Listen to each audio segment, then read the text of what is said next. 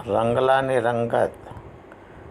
રંગલા આ હિન્દી મંડીવાળાની શી હિલચાલ છે, એમના શા ભાવતાલ છે, એમના બજારની શું રૂખ છે?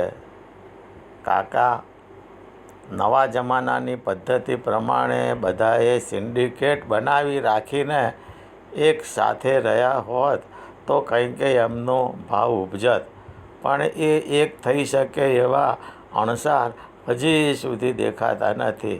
હે વનમાળી?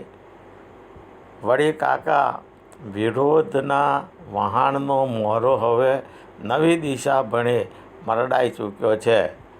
પહેલાં जनता जानना चाहती है कितना नुकसान हुआ, हमारे कितने राफेल गिरा दिए। लाल डायरी वाળો हाथ ऊंचो કરીને કહેતા હતા, हमें संविधान बचाना है. હવે કહે છે ભારત સરકાર સંવિધાન મુજબ કામ નથી કરતી. બરાબર ને રંગલા? બરાબર વનમાળી, બરાબર ને 2 આંગળ.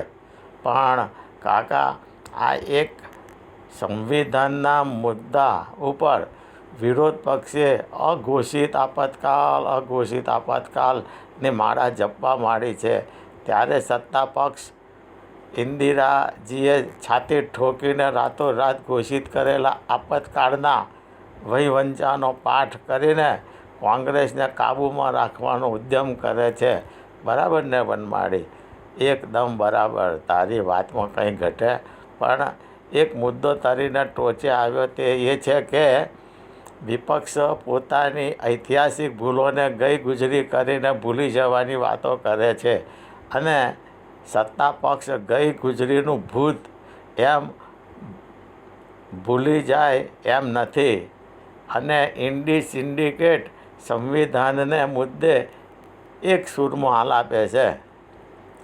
અલા રંગલા, વનવાળી, ઇન્દિરાજીની ઇમરજન્સીની વાત શી કરવી?